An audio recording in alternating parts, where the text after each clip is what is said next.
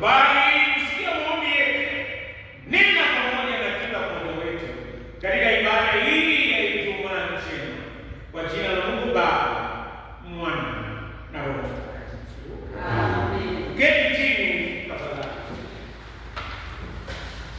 Kitu kimoja ninaona, hii Kenya, kila mtu anataka power. Power ni nini? Uongozi. Kila mtu anatamani power. Siku moja nilikuwa nikitembea nikutana na mchungaji mmoja. Nikamsalimia, habari yako mchungaji? Akaniambia bwana, usimuite mchungaji. Mimi ndio nasimamia wote area hii. Na kwa sababu nasimamia wachungaji wote area hii, mimi ungeniita mchungaji ambaye ana power kidogo. Niite kwa nguvu yangu.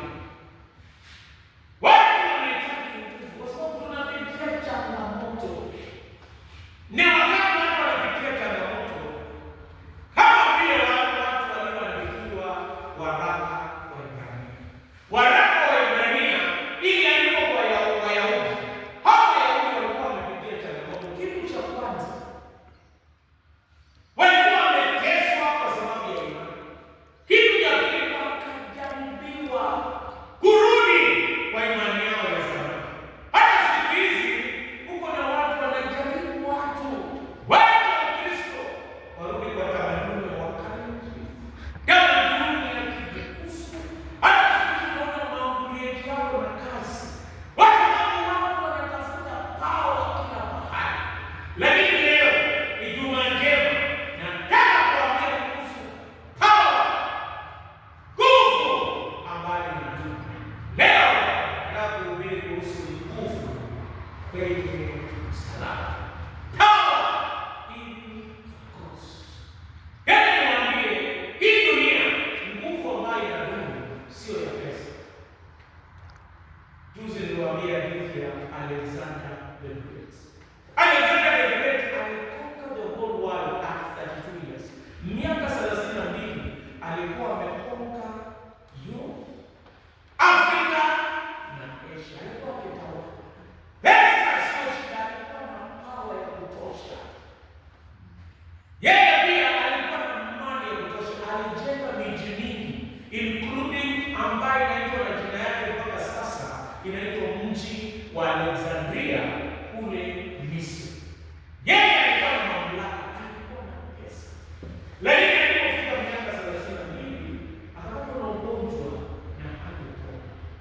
Akaandika wili yake ya mwisho, akasema wakati nitakapokufa, kitu wanachofanya madaktari wote wabebe sanduku yangu, jeneza yangu ibebwe na madaktari wa kimataifa.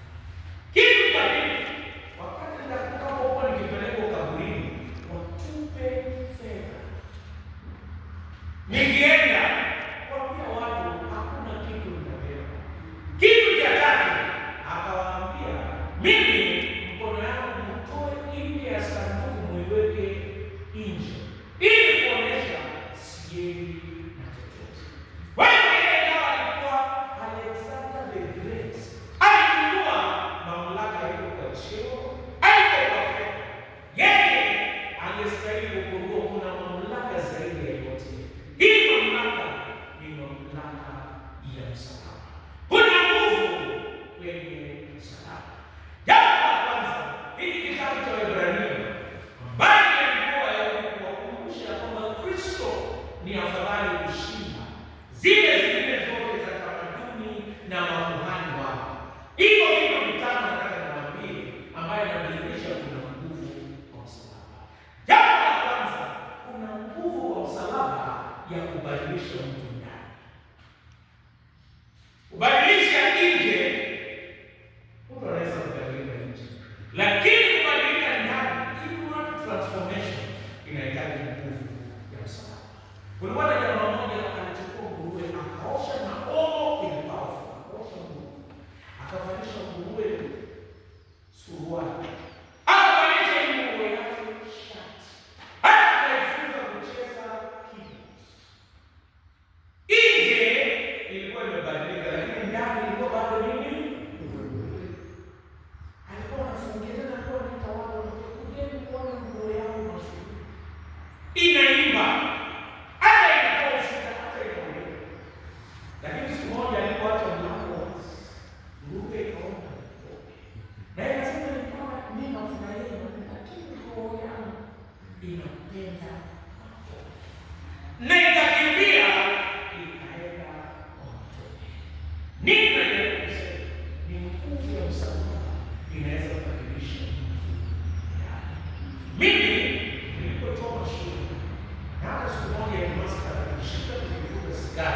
na ile kitu kingine inaitwa enjaka. Akaweka chini akapiga viboko nane kavu. Mwili uliumia, lakini roho ilikuwa bado inatamani kuvuta sigara. Mpaka wakati nilikuta nguvu za msalaba. Nataka nimwambie kuna nguvu ya kubadilika. Haikupatikana kwa police station, inapatikana kwa msalaba. Kipote hakutoa yote.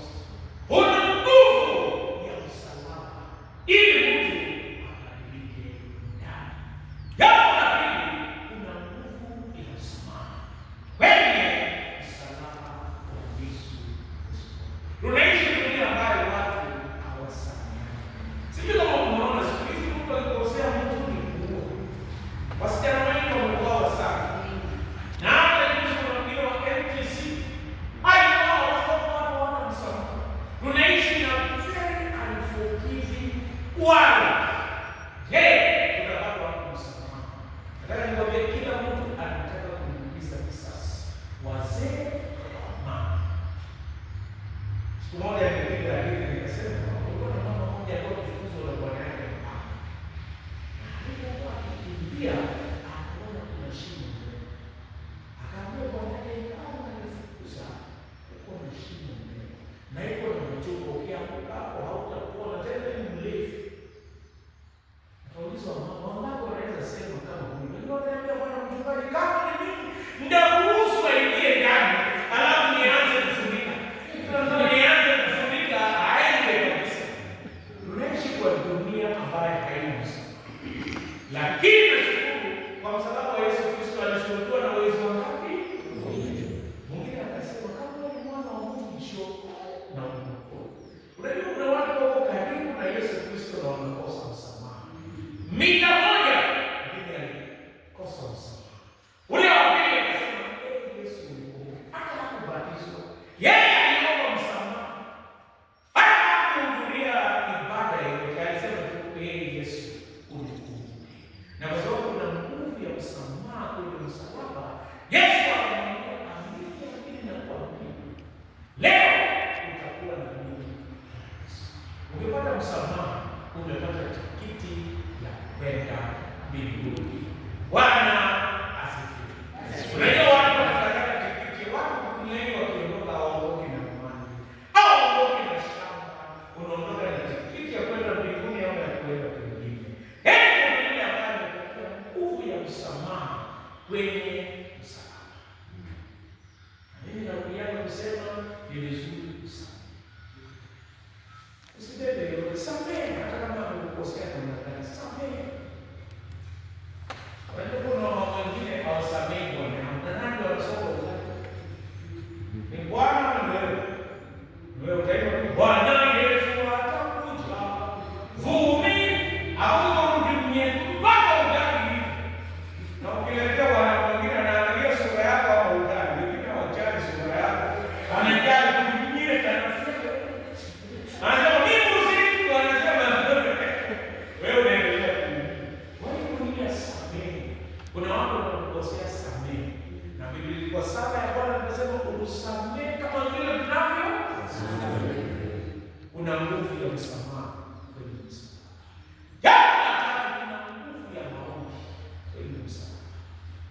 Bila Yesu alisulubiwa kwa zina la hekalu likapasuka kutokea juu mpaka chini. Hata kila mtu anaweza kupeleka mahitaji yake kwa Kristo. Hata leo kama tunakuja na mahitaji yetu, tunazipeleka kwa Yesu Kristo. Kuna nguvu ya maombi kwenye msalaba. Kitu cha nne, kuna nguvu ya ushirika kwenye msalaba. Kama sema jana tulikuwa na ibada ya kuoshana miguu. Dada nikwambie, haijalishi miguu yako ilikuwa ni sasa zile padri ilikuwa imekaa, kwa sisi wanaume tunaishi kwa neema.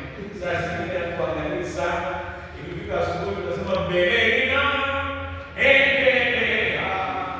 Lakini jana kwa neema kwa ushirika tulioshana miguu. Kutukumbusha kwamba kuna nguvu ya ushirika kwa Yesu Kristo. Ukiangalia tunakutana hapa ni kabila tofauti. Historia tofauti, masomo tofauti, lakini kuna nguvu ya ushirika.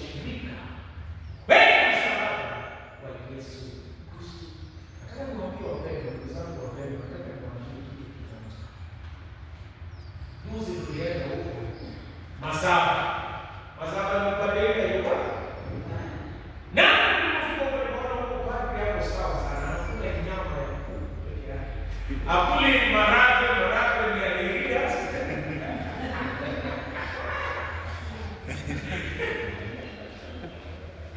Nilienda huko nikakaribishwa vizuri sana. Nikaona kuna nguvu ya ushirika. Haijalishi nchi. Bora sisi tuko kwa Yesu Kristo, kuna nguvu ya ushirika.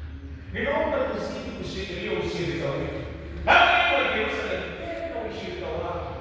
Ushirika ikisemekana, jua kuna nguvu ya ushirika. Watu wakikutana pamoja, miji yote kuna nguvu ya ushirika. Na hata tutafanya mambo. Hii mwezi ni ushirika wa kanda. Na naona kuna dalili nzuri kutokea kwa Bwana. Una nguvu ya ushirika. Wewe ukikuja pamoja kuna kitu kinafanyika. Nataka niwaambie mkiendelea kushikana na kusongeana kuna nguvu ya ushirika. Jambo la mwisho nililosema kuna nguvu ya uponyaji kwenye ushirika. Biblia inasema kupigwa kwake sisi tumepata uponyaji. Alipigwa mijeledi 39. Sasa nini ya kwanza alipigwa malaria imeenda. Pili ya pili magonjwa mengine yakakwenda. Na kupigwa kwake sisi tumepona. Hata leo kama nikuja mwangalifu. Yeye aliyesulubiwa siku ambayo tunaanisha leo.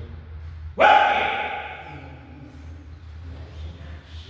Nani anaponya ugonjwa wa kiroho na wa kimwili? Ananiambia magonjwa ni mengi.